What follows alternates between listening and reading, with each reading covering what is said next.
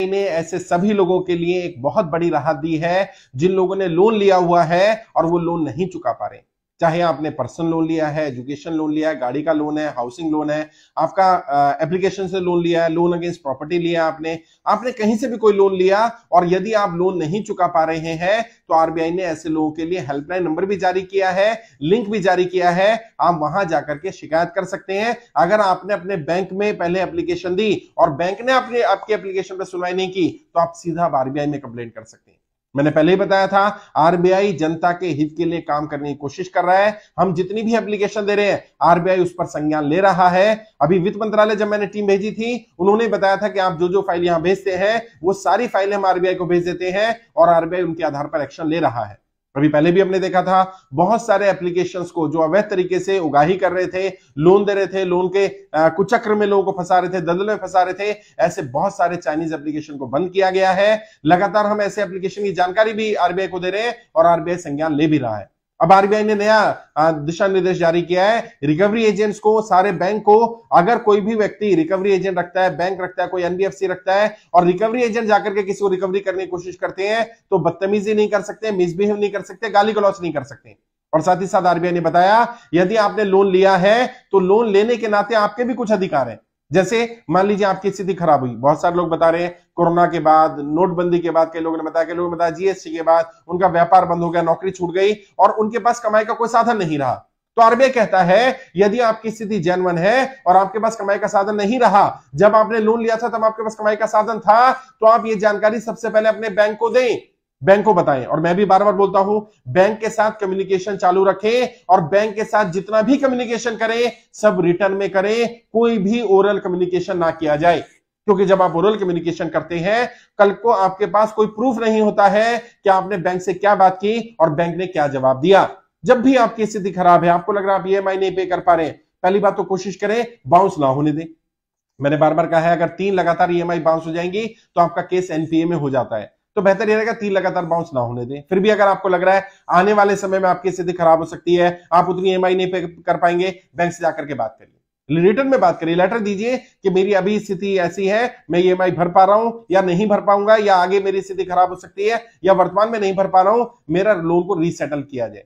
बहुत सारे लोगों ने किया रीसेटलमेंट, उसमें क्या हुआ, उनको ईएमआई को कम कर दिया गया, उनके हिसाब से बना दिया गया, थोड़ा ड्यूरेशन बढ़ गया लेकिन ईएमआई कम हो गई। कई जगह पर उन्हें कुछ पीरियड दे दिया गया, 6 महीने का, 1 साल का पीरियड दे दिया गया कि इस 1 साल में आप ईएमआई मत भरिए और इसमें आपको आगे आपको ईएमआई भर देंगे, इसमें आपका इंटरेस्ट लगेगा और वो भी आपको बाद में भरना होगा, यानी अभी इंटरेस्ट भी नहीं भरना है।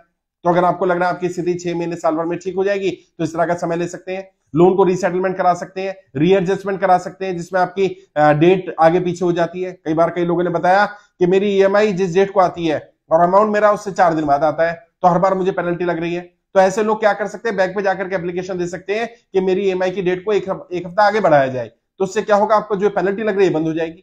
लेकिन जो भी कम्युनिकेशन करना है बैंक से, एक तो मैंने कहा ओरल कम्युनिकेशन नहीं करना है, रिटर्न में करना है, और यदि बैंक एप्लीकेशन नहीं लेता है, आपकी रिक्वेस्ट को एंटरटेन नहीं करता है, तो कम से कम मेल के थ्रू कम्युनिकेट करिए, वो जवाब देना दे। आपने मेल कर दिया, अब कम से कम आपके पास कोई प्रूफ होगा। कल अगर बैंक आपको डिफॉल्टर करता है, आपके खिलाफ केस करता है या कोर्ट जाता है, तो आपके पास सबूत होगा। और जो रिकवरी एजेंट आपको परेशान कर रहे हैं, रिकवरी एजेंट से बिल्कुल डरने की, घबराने की, परेशान होने की जरूरत नहीं है। रिकवरी एजेंट्स के लिए भी कुछ गाइडलाइंस है। वो सुबह 9 बजे से पहले आपको कॉल नहीं कर सकते हैं, शाम को 7 बजे बाद आपको परेशान नहीं कर सकते हैं। आपके लोन कितना है, आपके पड़ोसियों को, रिश्तेदारों को, जानकारों को नहीं बताया जा सकता। ये जानकारी गुप्त रखी जाती है, किसके ऊपर कितना लोन है, ये आपकी पर्सनल जानकारी है और इसको सार्वजनिक नहीं किया जा सकता। आपके गारंटर को, आपके पड़ोसियों को, आपके रिश्तेदारों को हरास नहीं किया जा सकता, कोई फोन कॉल नहीं कर सकता, बदतमीजी नहीं कर सकता, उनके साथ मिसबिहेव नहीं कर सकता, आपके परिवार के साथ मिसबिहेव नहीं कर सकता। यहां तक कि कई लोगों ने बताया लोन हस्बैंड के नाम है और घर आकर के वाइफ को, बच्चों को परेशान किया जा रहा है, जबकि हस्बैंड वहां अवेलेबल नहीं है, अधिकार नहीं है ये। और जो रिकवरी एजेंट भी सुन रहे हैं, जो बैंक के ऑफिसर भी सुन रहे हैं, आज स्थिति खराब है, लोगों की हालत बहुत ज्यादा खराब है और खराब होती जा रही है। आप उन्हें परेशान मत करिए, प्रताड़ित मत करिए। यदि इनमें से किसी ने कोई गलत फैसला ले लिया, गलत कदम उठा लिया और आपका नाम लिख दिया, तो कल आपकी नौकरी तो जाएगी जाएगी, आपको सजा भी होगी। बहुत सारी जगह हमने देखा है रिकवरी एजेंट को सजा मिली है, रिकवरी एजेंट जेल में है, उनकी पूरी कंपनी बंद हो गई है और उनके कंपनियों के मालिक भी जेल में है। ऐसा कोई गलत कदम मत उठाइए, किसी को परेशान मत करिए। और मैं आपको भी बताना चाहता हूं, आपने लोन लिया, कर्जा लिया, समय पर नहीं चुका पा रहे, इसमें आपकी गलती नहीं है, इसके लिए सरकार की गलत नीतियां जिम्मेदार है और आपको ये बात खुलकर बोलनी पड़ेगी। रिटर्न में दीजिए, जो भी आपके साथ हुआ 2, 3, 4, 5 पेज में पूरा लिखिए, बैंक को भी इंफॉर्मेशन दीजिए और आरबीआई में भी कंप्लेंट करिए। आरबीआई का लिंक मैं बता देता हूं, आरबीआई का लिंक है www.cms.rbi.org.in। मैं फिर से बोल रहा हूं, www.cms.rbi.org.in। इस लिंक पर जाइए, इस लिंक पर कंप्लेंट करिए। 30 दिन के अंदर अंदर अगर आपकी कोई कंप्लेंट है तो आरबीआई उस पर जवाब देगा, संज्ञान लेगा और वहां पर अपनी सारी जानकारी बताइए। पहले बैंक से कम्युनिकेट करना है। अगर बैंक आपकी बात नहीं सुन रहा है, बैंक आपको हरेस कर रहा है, कोई एप्लीकेशन वाला हरेस कर रहा है, कोई ऐसा व्यक्ति हरेस कर रहा है जिससे आपने लोन लिया, कोई एनबीएफसी वाला, किसके जो गुर्गे आते हैं, रिकवरी एजेंट आते हैं, बदमाश आते हैं, वो परेशान कर रहे हैं, उनकी सारी शिकायत आरबीआई में करिए। आरबीआई इस पर संज्ञान भी लेगा और आरबीआई आपकी मदद भी करेगा। सरकार से हम लोग बातचीत कर ही रहे हैं। आपने फॉर्म भर ही दिया होगा कर्जा मुक्ति अभियान का, नहीं भरा तो फॉर्म भरिए। बहुत सारे लाखों लोग हमारे साथ जुड़ गए।